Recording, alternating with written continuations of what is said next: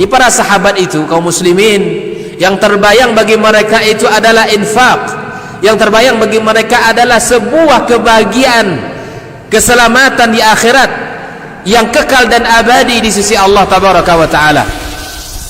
Semua kita boleh klaim sekarang. Kamu cinta Nabi? Cinta Ustaz. Cinta Nabi? Cinta Ustaz. Termasuk saya. Cinta Nabi? Cinta. Dapat tahunya besok di akhirat. Maka apa kata Nabi sallallahu alaihi wasallam? Amalur rajuli biyadih. Penghasilan yang terbaik adalah pekerjaan yang dilakukan oleh seseorang dengan tangannya sendiri. Wa kullu bai'in mabrur. Dan setiap jual beli yang mabrur. Ini aktivitas ini membantu saya di akhirat atau akan menyulitkan saya di akhirat? Kalau seandainya perbuatan itu ternyata akan menyulitkan kita di akhirat kelak, tinggalkan perbuatan itu.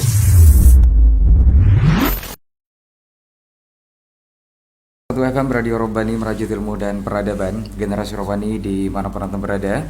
Jazakumullah khairan untuk antum semua yang masih tetap setia bersama di 91,1 FM.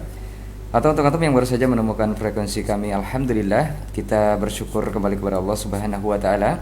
Untuk kesempatan pagi hari ini kita masih diizinkan untuk bisa bersama dalam rangka silaturahim dan juga menuntut ilmu melalui frekuensi 91,1 FM.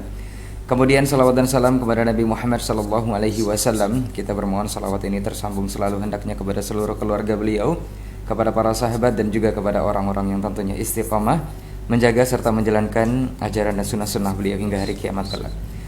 Taib generasi Robbani dimanapun antum berada, kaum muslimin dan kaum muslimat, ikhwani wa akhwati fiddin, para pencinta ilmu hadis khususnya, kita kembali di kajian kitab Tadribur Rawi bersama guru kita alhamdulillah Ustaz Dr. Dasman Yahya Ma'ali LCMA hafizahullahu taala di halaqah ke-123 untuk kesempatan hari ini dan di episode ke-94 untuk edisi studio. Antum seperti biasa bisa menyimak siaran kita live di laman Facebook di Radio Robbani 91,1 FM, di halaman pribadi Ustaz dan juga di Kampar Mengaji TV, serta banyak lagi channel dakwah yang insyaallah bekerja sama untuk menyebarluaskan dakwah di kesempatan hari ini. Baik, generasi Robbani, untuk tidak memperpanjang mukadimah, kita langsung saja kepada lanjutan pembahasan kepada guru kita. Kita persilahkan, faliyatafaddal mashkura. Jazakallahu khairan. Bismillahirrahmanirrahim. Assalamualaikum warahmatullahi wabarakatuh. Alhamdulillahi rabbil alamin. Wassalatu wassalamu ala ashrafil anbiya'i wal mursalin wa ala alihi wa ashabihi ajma'in wa man tabi'ahum bi ihsanin ila yaumiddin. Amma ba'du, fattaqullaha ayyuhal muslimun haqqat taqwa waraqibuhu fis sirri wan najwa fa inna man ittaqallaha ihtada wa man a'rada an dzikrihi fa inna lahu ma'ishatan dhanka. Ya ayyuhalladzina amanu ittaqullaha haqqa tuqatih wa la tamutunna illa wa antum muslimun. Ma'asyiral mustami'in wal mustami'at, ahlan wa marhaban bikum min jadid. Para pendengar Radio Robbani dan para pemirsa dimanapun berada, khususnya para pecinta ulumul hadis, kembali Allah mengizinkan kita sama-sama berjumpa melalui udara. Semoga mendatangkan rahmat dan memperkuat tali ukhuwah di antara kita dan dijadikan hamba-hamba Allah yang tidak merugi dengan saling memberi nasihat kepada kebenaran dan pada kesabaran. Dengan izinnya pula kita pada pagi ini menikmati sisa-sisa hari kita. Semoga senantiasa dalam hidayah dan dimudahkan mengikutinya dan istiqamah di atas jalannya.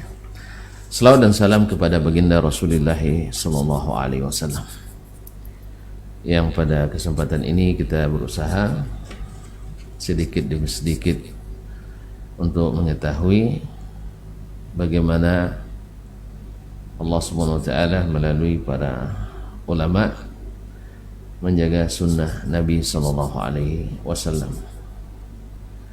Mudah-mudahan kita termasuk bagian daripadanya dan dimudahkan pula untuk mengikutinya. Ma'asyiral kiram rahimanillah wa iyyakum. Selesai kita dari qara'inu at-tarjih al-ammah yang pertama dan kedua, yaitu at-tarjih bil adad wa at-tarjih bil hifdz.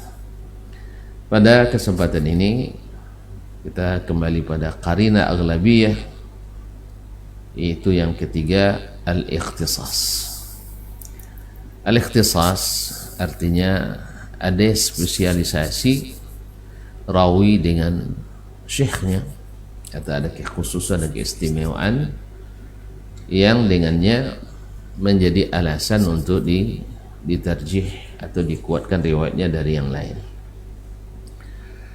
Dan ini diantara qarinah yang penting dan utama yang dipakai para ulama untuk mentarjih riwayat, khususnya pada rawi-rawi yang ikhtilaf dalam riwayat mereka dari syekh-syekh atau dari ulama-ulama perawi-perawi hadis yang muksirin, yang memiliki banyak riwayat dan memiliki banyak murid. Oleh itu datanglah ulama hadis memberikan perhatian yang besar untuk memilah dan menentukan siapa di antara para perawi atau para murid ini yang lebih kuat riwayatnya dari syekh tersebut. Maka dibagilah mereka kepada tabaqat al-hufadz dan tabaqat murid-murid mereka. Maka misalnya Imam Ali bin al-Madini, Ali bin Abdullah bin al-Madini rahimahullah, demikian pula dengan Imam An-Nasa'i, Imam An-Nasa'i dalam kitabnya At-Tabaqat, dan juga Ibn al-Madini dalam kitab At-Tabaqat, mereka membagi ashab Nafi', yaitu para perawi dari Nafi' Maula Ibni Umar, menjadi 9 tabaqat.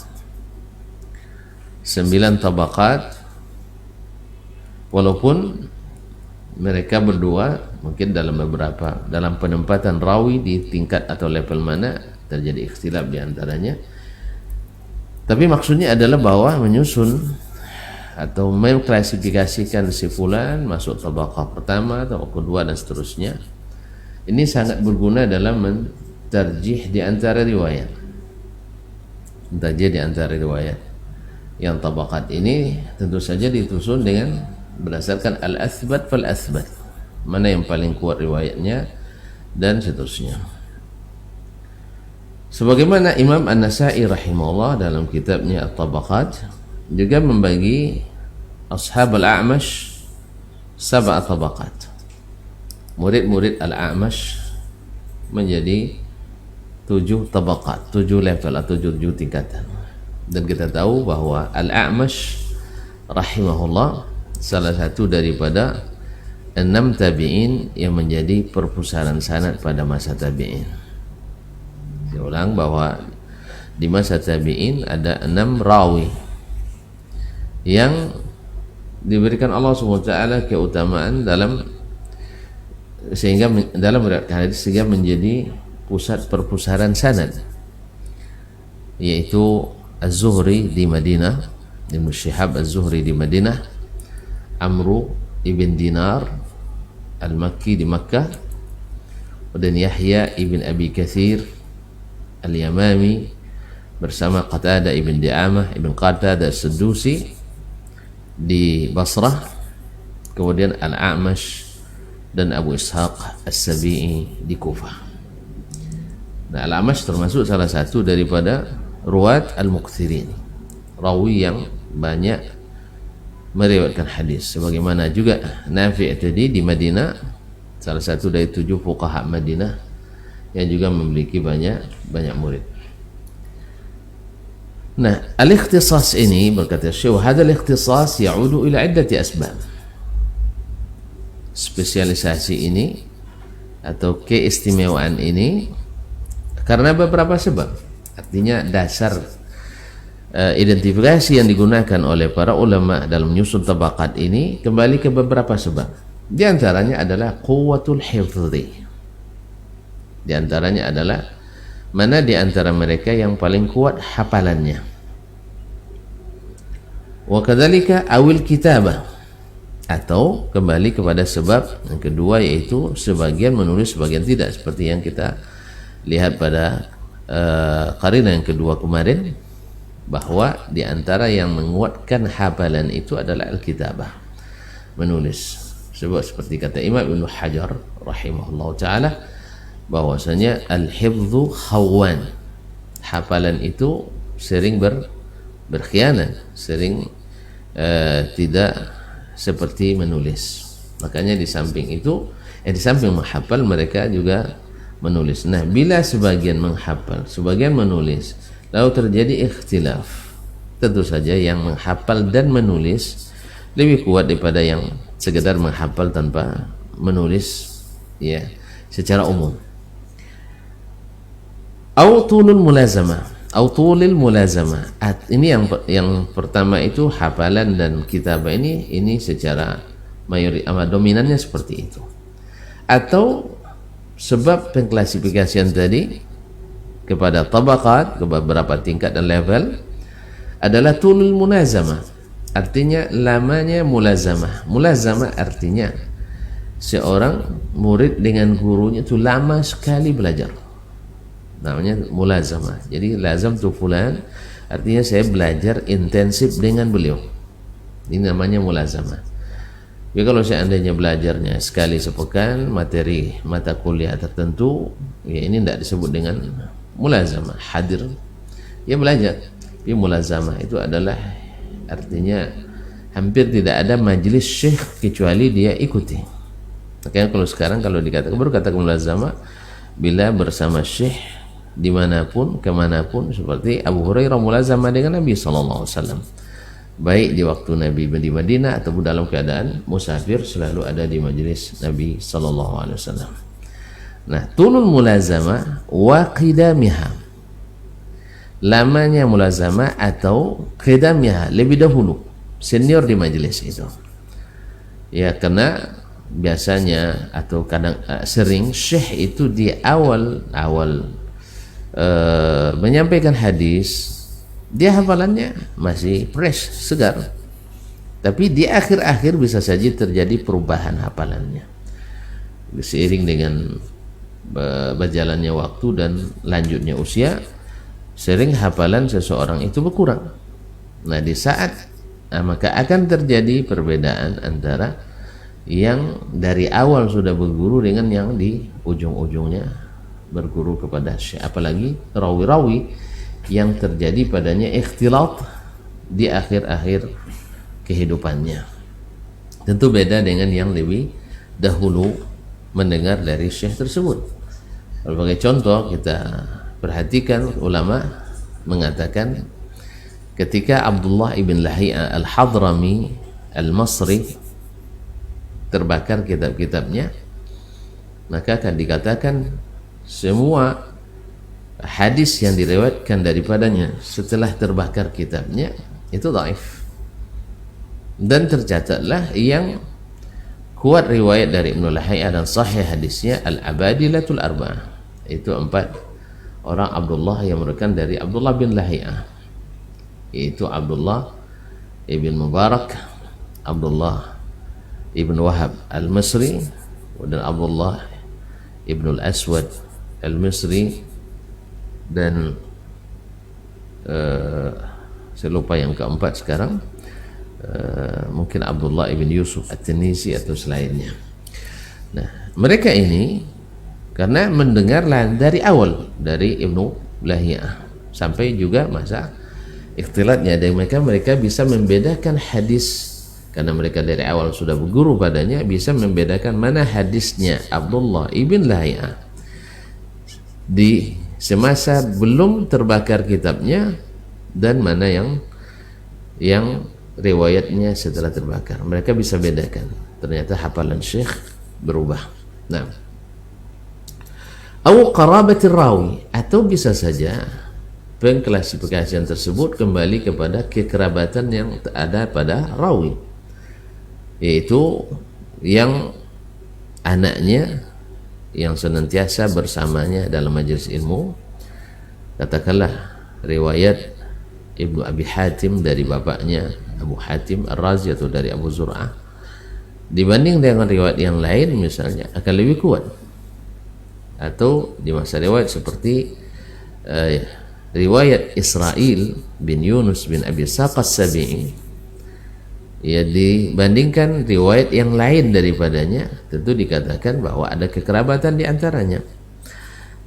Atau antara Nafi' dari Ibnu Umar dengan riwayat selain Nafi' dari Ibnu Umar, karena antara Ibnu Umar dan Nafi' ada hubungan wala al-itq, yaitu mantan hamba sahayanya, jadi ada kedekatan khusus. Atau riwayat Sa'id bin Musayyib misalnya daripada Abu Hurairah radhiyallahu taala, ada karena dia menantunya, dan seterusnya.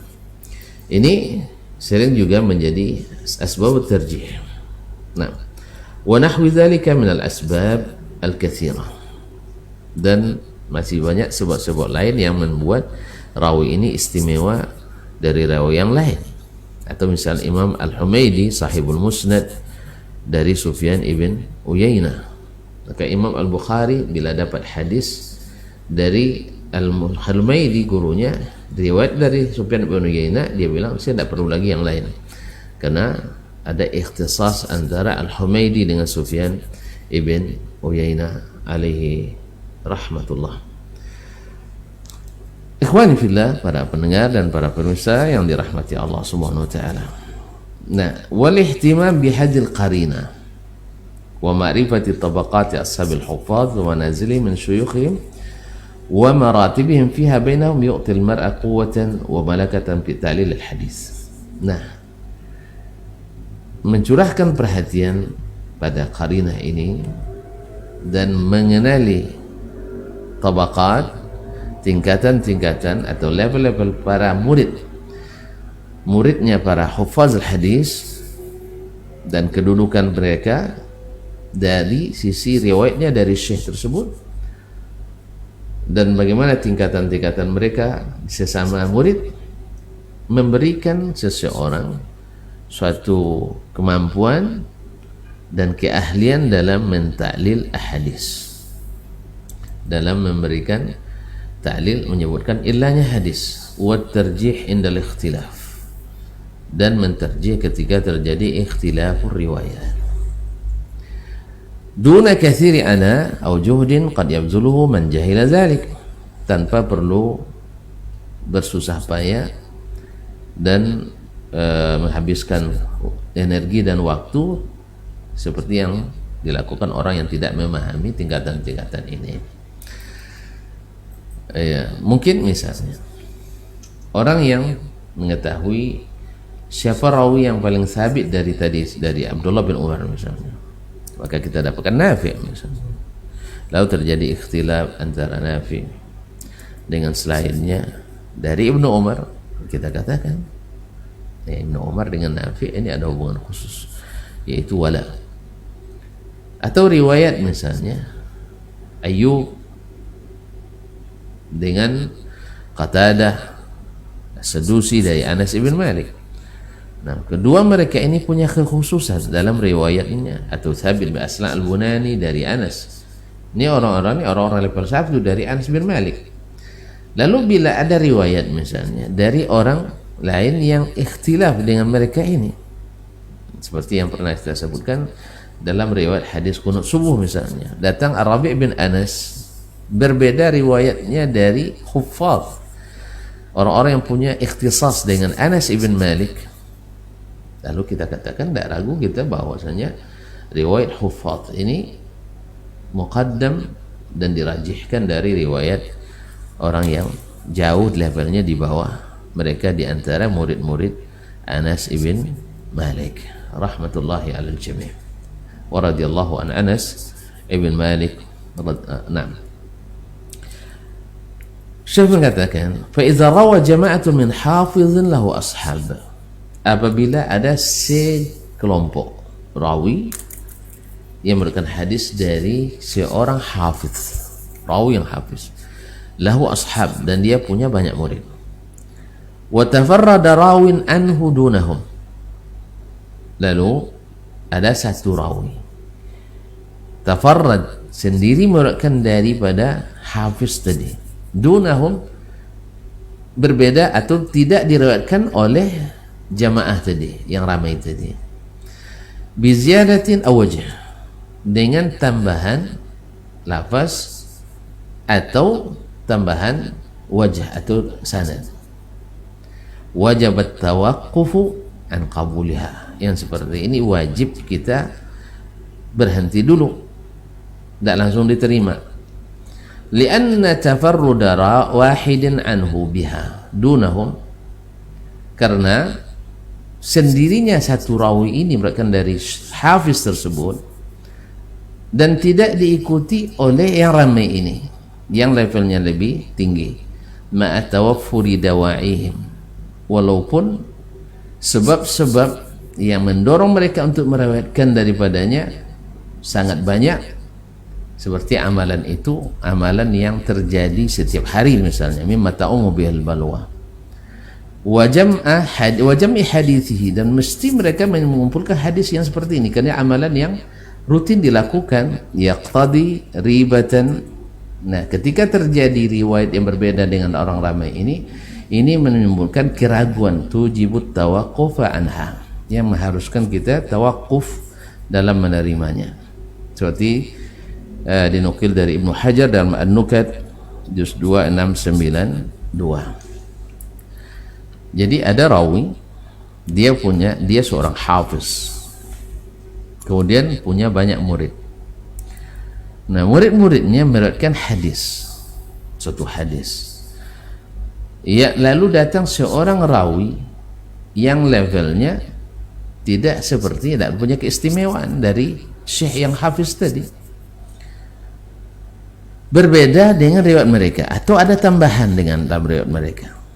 Maka yang seperti ini, padahal isi dari tambahan itu harusnya diriwayatkan oleh mereka karena berkaitan dengan kebutuhan umum yang harus diamalkan dalam amalan sehari-hari. Ternyata beda riwayat orang ini. Yang seperti ini wajib tawakuf dalam menerimanya. Karena apa? Karena sebab-sebab harus diriwayatkannya besar, lalu mereka tidak riwayatkan. Kemudian ada ya rawi yang sangat jauh di bawahnya mereka levelnya, dia riwayatkan. Bukankah ini sesuatu yang mustahil tidak diketahui oleh yang ramai ini? Mungkin saya ulang kembali contoh yang anyar dalam masalah ini, yang juga jadi perdebatan panjang di antara para ulama sampai hari ini dan dari dulu. Ya, sampai ada yang bilang ini takkan selesai sampai kiamat. Betul, khilaf ini takkan sampai kiamat kalau kita berpegang dengan pendapat masing-masing. Ya, tapi kalau mau kembali kepada dalil yang terang benderang, insya Allah ikhtilaf selesai. Cuman bagaimanapun setiap mazhab, setiap pendapat pasti akan ada pendukungnya, dan ada yang serius mencari yang terang dan ada yang suka berlindung di bait yang remang-remang. Itu istilahnya pilihan kita. Tapi secara dalil mana yang kuat? Contohnya ada beberapa sahabat Anas ibn Malik yang punya ikhtisas dengan Anas ibn Malik. Misalnya adalah Qatadah ibn Di'amah Sadusi, kemudian Ayyub As-Sakhtiyani, kemudian Thabit ibn Aslam Al-Bunani, kemudian Abu Aziz ibn Suhaib, dan ada sekitar 8 para hufaz meriwayatkan hadis dari Anas ibn Malik. Hadis dari Anas ibn Malik rahimahullah ta'ala, radhiyallahu ta'ala anhu. Anas adalah salah satu dari ruwat muksirin, satu dari 7 sahabat yang paling banyak meriwayatkan hadis dan punya murid yang sangat ramai, karena beliau adalah sahabat yang terakhir wafat di Basrah. dan adalah orang yang lama mulazamah dengan Rasulullah sallallahu alaihi wasallam. Jadi pembantu Nabi sejak Nabi hijrah sampai Nabi wafat 10 tahun. Nah, tentu saja dia hafal bagaimana amalan Nabi sallallahu alaihi wasallam sehari-hari. Nah, murid-muridnya yang terkenal, yang hebat-hebat sekitar 8 orang meriwayatkan dari beliau, dari Nabi sallallahu alaihi wasallam, Nabi itu qunut selama sebulan. Selama sebulan mendoakan Zuhl dan Raql. Ada 2 kabilah yang membunuh para hufaz Al-Quran. Nah, lalu didoakan oleh Nabi sallallahu alaihi wasallam dengan dilana. Terus ini riwayatnya selama sebulan.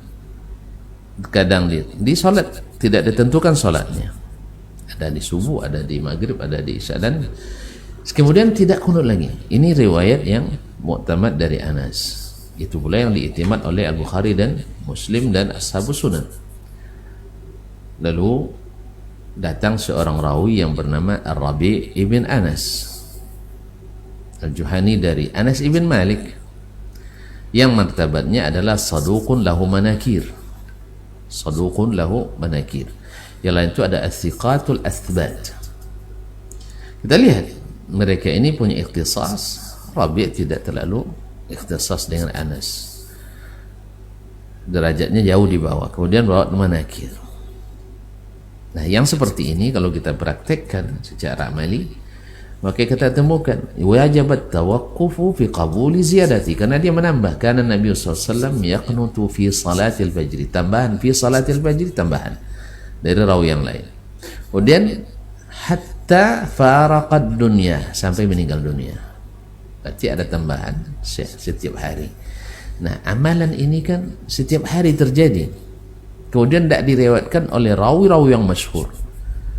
Ini menandakan ada sesuatu yang ganjil dalam riwayatnya. Makanya banyak ulama menghukum riwayat ini riwayat mungkar. Dan ini mungkar karena dikomparasikan dengan ashabu Anas yang sangat ramai itu tidak melakukan, padahal yang seperti ini tidak mungkin tak dinukil, karena amalan setiap hari dan setiap subuh, dan masa itu subuhnya seperti Jumat kita hari ini, ya, subuhnya seperti Jumat hari ini. Artinya subuh dan Jumat sama ramainya. Kalau sekarang subuh Masya Allah, bahkan Jumat saja hampir seperti subuh kita hari ini. Allah musta'an. Jadi tidak mungkin tidak dinukil oleh yang sabit ini. Ternyata mereka tidak menukil. Nah, kalau diperhatikan ini minimal meragukan kita. Oleh sebab itu, wallahu ta'ala alam, hadis itu memang ikhtilaf di antara ulama, ada yang menghasankannya karena melihat zahir sanadnya saja. Tapi ahlu ilalil hadis menta'lil hadis ini. Buktinya tidak satu pun ashabul kutubis sittah,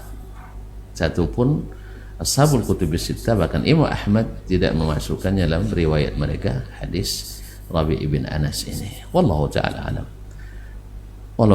Ini sebagai contoh praktik aplikatif daripada ikhtisas seperti ini. Qala Ibnu Rajab, Syekh melanjutkan berkata Imam Ibnu Rajab, i'lam anna ma'rifata sihhatil hadith wa saqamihi tahsulu min wajhain. Ketahuilah, Ibnu Rajab dan Syarhul Ilal, para masyayikh kami mengatakan, ya, Ibnu Rajab hampir tidak ditemukan orang yang mensyarah Ilal At-Tirmizi seperti yang disyarah oleh Ibnu Rajab rahimahullah, karena rajul syekh mutamakkin dan basir bi ilal hadis. I'lam anna ma'rifata sihhatil hadithi wa saqamihi tahsulu min wajhin. Ketahuilah bahwa mengenali sahihnya sebuah hadis, sehatnya sebuah hadis atau sakitnya, ya, sahih atau tidak sahihnya, tahsulu min wajhin, bisa didapatkan dari 2 aspek atau 2 bentuk.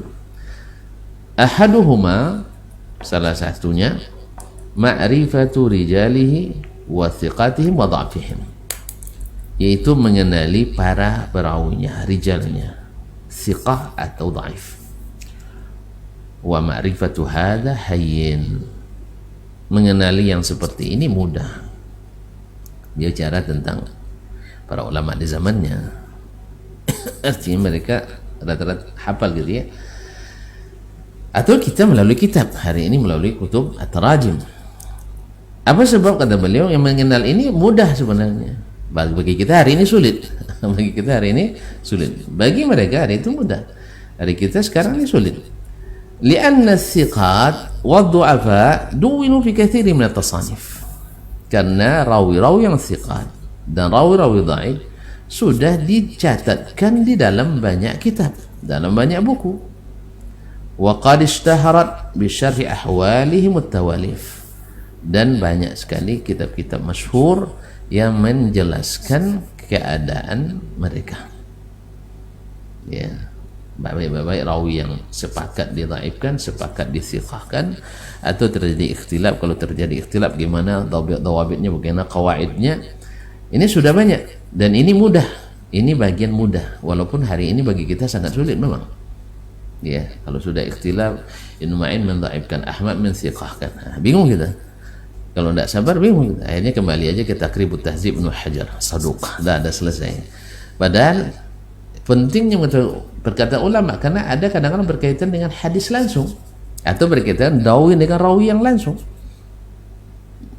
Nah, ada kalau kita hanya melihat terjemah, ambil takrib saduq atau saduqun sawil hifzi misalnya, ini sangat mudah. Tapi kadang-kadang di tengah-tengah kitab tarajim akan kita temukan, kenapa dia sa'ul hifzi, disebut riwayatnya dari Sianu bin Sianu dhaif, tapi riwayatnya dari sini dhaif. Ini yang kadang-kadang banyak di antara peneliti tidak sampai ke situ penelitiannya. Sebab apa? Mengambil zahir sanadnya. Maka kata Ibnu Rajab, ini cara yang mudah.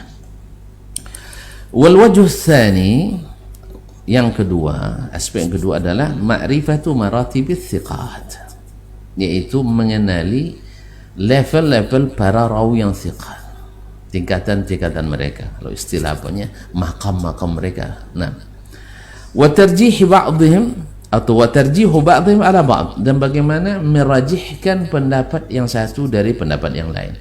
Ini lebih mirip juga dengan ikhtilafnya para fuqaha. Orang yang paham istidlal, istinbat dan istiqra'nya para fuqaha, dia bisa mentarjih. Tapi kalau hanya mengenali pendapat sipulan begini, pendapat sipulan begini, dan sipulan ini bagi para fuqaha itu mudah juga. Tapi bagaimana mentarjih di antara pendapat tersebut, ini punya takhasus lain. Jadi mengetahui pendapat syekh ini, ulama ini, Syafi'i begini, dalilnya ini begini, dalilnya ini. Tapi sampai kepada sababul khilaf wa thamratul khilaf wa tarjih, ini memerlukan kekuatan yang di atas itu lagi.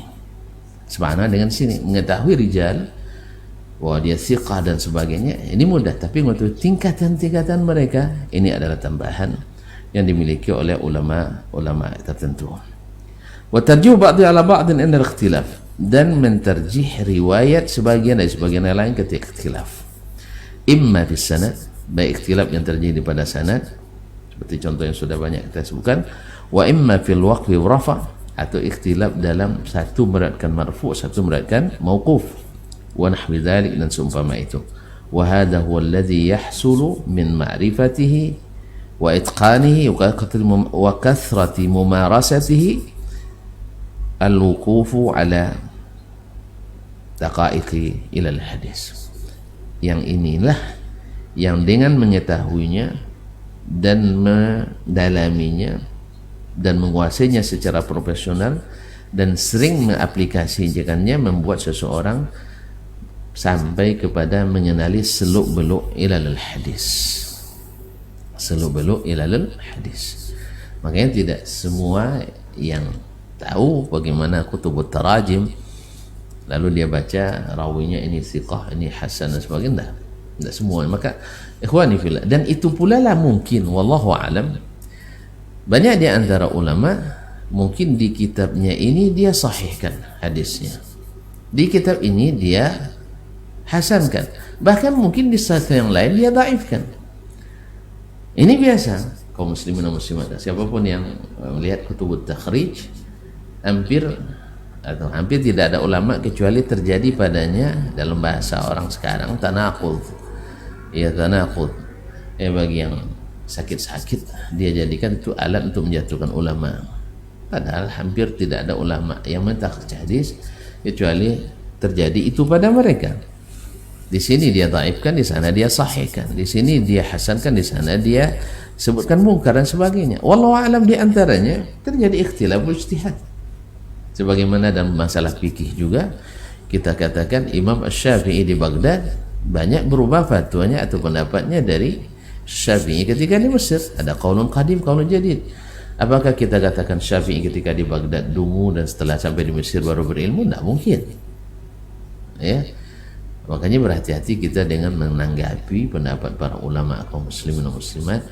Ya, kita tidak boleh melecehkan, merendahkan ulama walaupun tidak sependapat. Cuman menyampaikan dengan dalil yang kita ketahui dari ulama yang selevel dengan mereka, bahkan mungkin lebih tinggi levelnya di mereka dalam satu ilmu tertentu, itu tidak masalah. Itu adalah wacana dinamika ilmiah yang harus dibangun selamanya. Tidak ada ulama yang anti dikritis. Ulama-ulama mazhab semuanya siap untuk dikritisi. Kenapa kita menutup itu? Tentu saja kita bukan membuka untuk semua orang. Ya, kita buka semua orang tidak mungkin lah. Tentu yang diberikan Allah kemampuan melalui para ulama yang kibar juga. Sekarang misalnya ada orang nak mengkritik Imam Al-Bukhari, tidak mungkin kecuali antum melalui Ad-Darqutni, melalui Al-Qadhi Iyad, melalui itu dan sebagainya. Nah, kalau mereka mengkritis dengan adab, Anda juga harus mengkritis dengan adab. Ya, mereka mengajarkan kita mengkritis dengan adab. Wallahu musta'an. Ya, mudah-mudahan Allah SWT menjadikan kita orang-orang yang senantiasa istiqamah dengan adabul ilmi dan bisa membedakan mana yang kritik menjatuhkan, mana yang kritik yang membangun. Semoga Allah SWT menjadikan kita yang senantiasa bermaksud untuk mencari yang asah di antara pendapat para ulama, dan bahwa meninggalkan sebagian pendapat ulama tidak berarti meninggalkan semuanya. Makanya ketika seseorang bermazhab Maliki misalnya, berbeda pendapatnya dengan salah satu masalah dengan Imam Malik, tidak otomatis mengeluarkannya dari kemalikiannya. Demikian juga dengan Asy-Syafi'i. Kita lihat berapa banyak murid Asy-Syafi'i berbeda pendapatnya sebagian kecil dengan Imam Asy-Syafi'i, tapi tidak mengeluarkan dia dari nisbat Asy-Syafi'i rahmatullahi ala jami'il ulama. Jadi dalam ini kita sebagai penuntut ilmu juga harus berbesar hati, tidak cepat bawa perasaan. Allah musta'an. Kaum muslimin dan muslimat yang dirahmati Allah, para pendengar, para pemirsa yang dirahmati Allah SWT. Jadi kata Ibnu Rajab, mengenali hadis kesahihan dan tidaknya dengan dua cara. Pertama, langkah awal adalah mengenali rawi, tingkatan rawi thiqah dan suad atau dhaif. Ini mudah kata beliau, sebab ini sudah ada dalam kitab-kitab. Yang sulit adalah mengetahui maratibus thiqat, adalah tingkatan-tingkatan para perawi, khususnya ketika terjadi ikhtilaf di antara mereka. Allah musta'an. Wa yastakhdimu ulama al-hadis hadhihi al-qarina biqauli mathalan, para ulama hadis ketika mentarjih dengan al-ikhtisas ini menggunakan qarina ini seperti perkataan mereka, fulanun athbat, si fulan lebih thabit, au ahfaz fihi, atau lebih hafiz, atau mereka katakan kana ya'rid, dia yang membacakan langsung ke syekh dibanding dengan yang mendengar dari jauh. Nah, au kana yaktub, atau biasanya menulis, ada kekhususan. Au lazamau katsiran, atau ini lama berguru kepadanya. Wa nahwi dzalik mimma yadullu ala tamayyuz, dan selain itu yang menunjukkan tanda bahwa dia ada keistimewaan an ghairihi, dari yang lain, fi syai'in, dalam suatu masalah atau dalam suatu hal yang harus yaqtadi taqdimahu indal ikhtilaf, yang membuat dia didahulukan dari yang lain ketika terjadi ikhtilaf. Dan ini sering terjadi, ya, sering terjadi ikhtilaf terhadap Zuhri misalnya. Nah, siapa yang didahulukan ketika terjadi ikhtilaf? Ya, ikhtilaf terhadap Nafi' atau terhadap Malik ibn Anas, mana yang didahulukan? Dan ini ada dalam kutubu al-ilal. Qala Ibnu Al-Qayyim rahimahullah fi taqrir qa'di hadhihi al-qarinah, Imam Ibnu Al-Qayyim dalam menetapkan atau mentakrir qarinah ini, wala yunafi baina qawli man dha'afahu qawli man wathaqahu, aw wala tanafiya baina qawli man dha'afahu wa qawli man wathaqahu. Tidak ada saling menafikan antara perkataan yang mendhaifkan dan perkataan yang mensiqah, lianna man wathaqahu jama'a baina tawthiqihi fi ghairi az-zuhri, karena orang yang mentausiknya mengumpulkan antara tausiknya pada selain az-zuhri wa tad'ifahu fi, dan pada mendhaifkan padanya. Wa hadhihi mas'alatu ghairu mas'alati ta'arudil jarh wa ta'dil. Ini tidak masuk dalam masalah ta'arudil jarh wa ta'dil.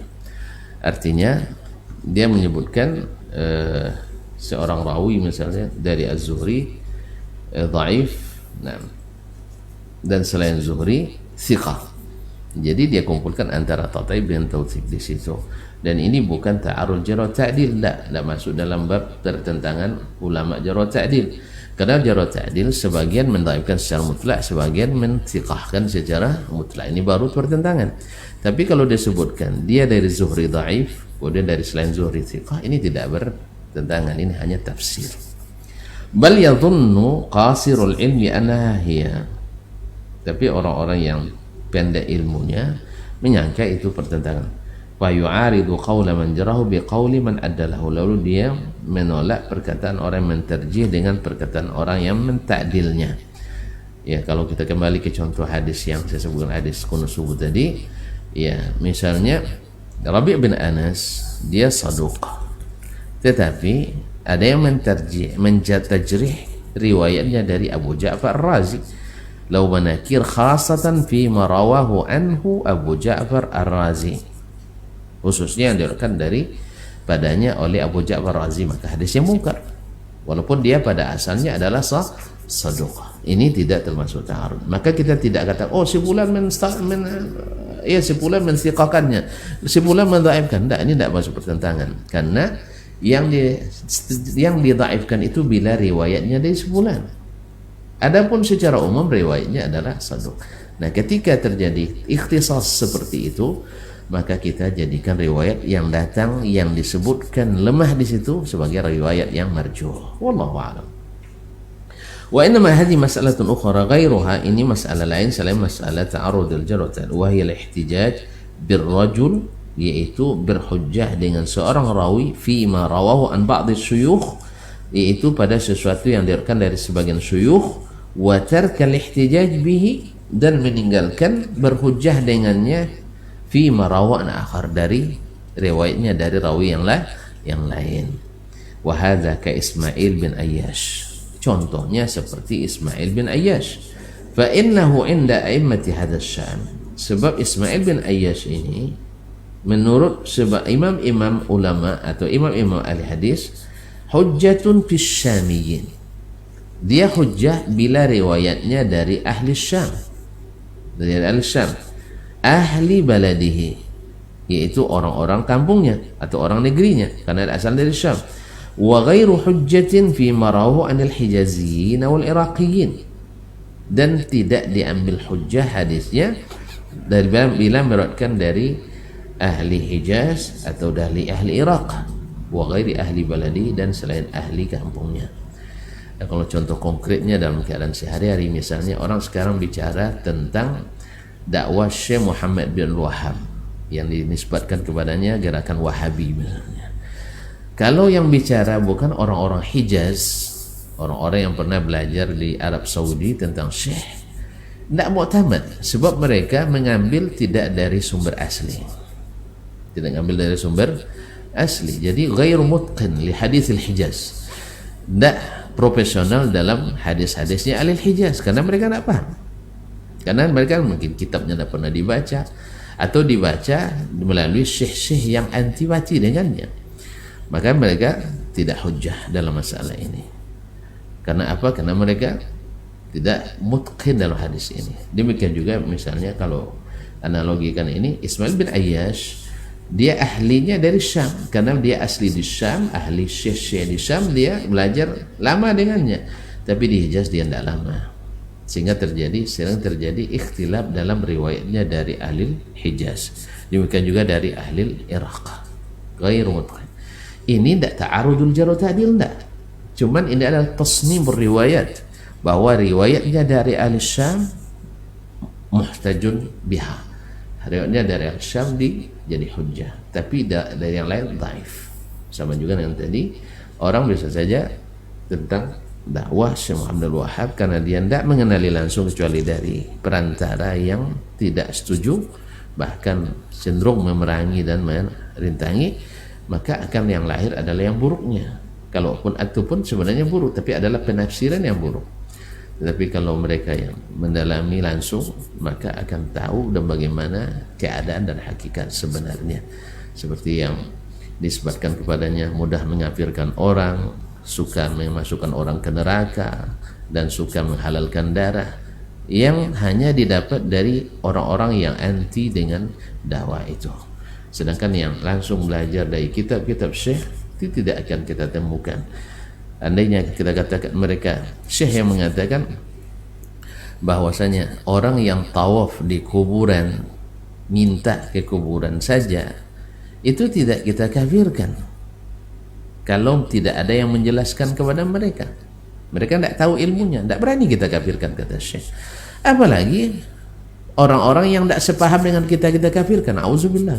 Ini adalah fitnah dari musuh-musuh yang merintangi manusia dari dakwah Islam ini. Ini kalau ada yang mengatakan haus darah, suka menumpahkan darah, ini semuanya adalah fitnah dari orang-orang yang tidak mutqin dalam masalah dakwah Syekh Muhammad bin Abdul Wahhab. Demikianlah Ismail bin Ayyash dulu hadisnya dari Al-Syam, ya qawi, thiqah, tapi dari selain Al-Syam tidak. Dan ini wa mithlu hadha tat'ifu man dha'afa Qabisah fi Sufyan ats-Tsauri. Seperti itu pula orang yang mendhaifkan Qabisah bin Uqbah As-Suwa'i fi Sufyan ats-Tsauri dalam riwayatnya dari Sufyan ats-Tsauri. Wahtajja bihi fi ghairihi, tapi riwayatnya dari selain Sufyan ats-Tsauri dijadikan hujjah, kama fa'ala Abu Abdurrahman An-Nasa'i, seperti yang dilakukan oleh Imam An-Nasa'i rahimahullah. Bila riwayat Qabisah ibn Uqbah As-Suwa'i dari Sufyan ats-Tsauri dikatakan dhaif, tapi kalau riwayatnya dari selain ats-Tsauri dikatakan thiqah. Jadi ada ikhtisas. وهذه طريقة الحزاق من أصحاب الحديث أطباء العلل يحتجون بحديث شخص عمن هو معروف بالرواية عنه وبحفظ حديث إتقانه وملازمته له واعتنائه بحديثه ومتابعة غيره له ويتركون حديثه نفسه عمن ليس هو معه بهذه المنزلة إلى آخر كلامه الذي سبق.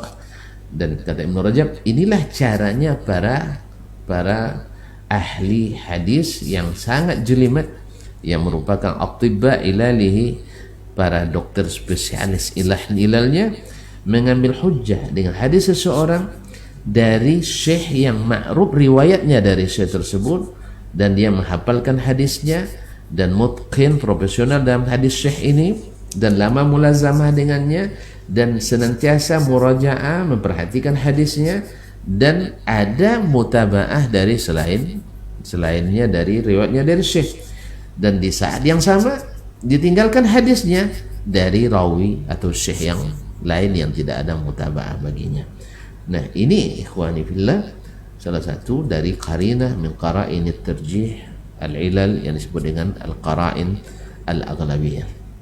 Di antara contohnya kata syekh di sini adalah qaul Ibn Ma'in, Hammad ibn Salamah a'rafu bi Ali ibn Zaid ibn Jud'an, yani Ali ibn Zaid min Hammad ibn Zaid.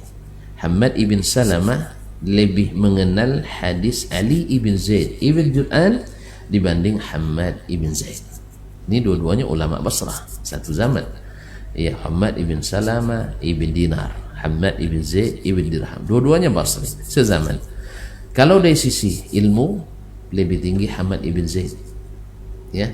Dari sisi keutamaan, kemuliaan, kelebihan lain, Hammad ibn Salamah ibn Dinar lebih mulia. Sampai ada yang menanya mana di antara keduanya, Hammad ibn Zaid ibn Dinar ayyuma afdal min Hammad ibn Zaid ibn Dirham? Dijawab oleh alim ini, man kana jadduhu dinar a'la mimman kana jadduhu dirham. Orang yang datuknya emas lebih mulia daripada yang datuknya perak. Karena dinar emas datuknya Hammad ibn Salamah, karena dinar perak adalah dirham, itu datuknya Hammad ibn Zaid. Tetapi dari segi keutamaan ilmunya Hammad ibn Zaid lebih tinggi. Tapi di hadisnya dari Ali ibn Zaid ibn Jud'an, maka Hammad ibn Salamah lebih menguasai hadisnya. Wa yadkhulu fi hadhihi al-qarina man sami'a ar-rawi qabla ikhtilaf. Masuk dalam qarina ini siapa yang mendengar dari seorang rawi sebelum ikhtilaf. Ya, seperti kita sebutkan tadi riwayat Abdullah ibn Lahi'ah yang diriwayatkan daripadanya oleh Al-Abadilah lebih kuat daripada yang diriwayatkan oleh selain Al-Abadilah, karena Al-Abadilah ini mereka meriwayatkan daripada dari Abdullah bin Lahi'ah sebelum ikhtilafnya. Fayurajjahu janibuhu liikhtisasi bis-sama'i min qabla taghayyur. Maka orang ini dikhususkan, terjih riwayatnya dengan khususan ini karena dia mendengar sebelum ikhtilat, sebelum rusak hafalan syekhnya. Wa qad tafarrada hadhil qarina wal amru sahih. Dan kadang-kadang qarina ini secara khusus dan ini masalah mudah. Wa min amthilatihi qauli Abi Hatim, di antara contohnya perkataan Imam Abu Hatim Ar-Razi, Muhammad ibn Idris bin Munzir Al-Hanzali, Israel aqdamu sama'an min Zuhair fi Abi Ishaq. Israel lebih dulu mendengar hadis dari Zuhair ibn Harb pada Abu Ishaq. Thumma dzakar ikhtilat Abi Ishaq, kemudian disebut ikhtilat Abi Ishaq. Apa maknanya? Yang mendengar dulu tentu di masa sebelum ikhtilat. Zuhair mungkin mendengar setelah terjadi ikhtilat, yaitu berubahnya hafalan Syekh Abu Ishaq As-Sabi'i alaihi rahmatullah. Nah, dengan demikian selesailah pembahasan tentang al-tarjih atau qarinat at-tarjih bil ikhtisas, yaitu dengan kekhususan atau kesamaan tertentu yang dimiliki oleh rawi dari rawi yang lain yang tidak memilikinya. Wallahu ta'ala alam. Mudah-mudahan bisa kita semuanya paham dan dimudahkan. Terima kasih dan mohon maaf. Sampai jumpa kembali insyaallah pada waktu dan gelombang yang sama. Terima kasih. Wassalamualaikum warahmatullahi wabarakatuh. Waalaikumsalam warahmatullahi wabarakatuh. Taib, jazakallah khairan Ustaz untuk pembahasan kita di kesempatan hari ini mengenai lanjutan kajian kita Tadribur Rawi di kesempatan hari ini. Mudah-mudahan apa yang sudah kita bahas juga bisa bermanfaat untuk antum dan antuna semuanya, khususnya para pecinta ilmu hadis yang mendengarkan di kesempatan hari ini. Taib, insyaallah di hari Senin kita akan lanjutkan pembahasan kitab Tadribur Rawi bersama Ustaz. Dan di hari esok atau hari Jumat kita akan bersama di kajian kitab Risalah Imam Asy-Syafi'i di Masjid Zaid bin Sabit insyaallah. Dan di hari Sabtu kita akan masuk tema tematik insyaallah bersama Ustaz. Untuk kesempatan hari ini kita cukupkan kajian bersama Ustaz. Afwan untuk semua salah kata dan khilaf bicara. Kita tetap setia di 91,1 FM untuk antum semuanya. Dan kita tutup kajian untuk hari ini dengan doa kafaratul majlis. Subhanakallahumma wa bihamdika asyhadu an la ilaha illa anta astaghfiruka wa atubu ilaik. Assalamualaikum warahmatullahi wabarakatuh. Waalaikumsalam warahmatullahi wabarakatuh.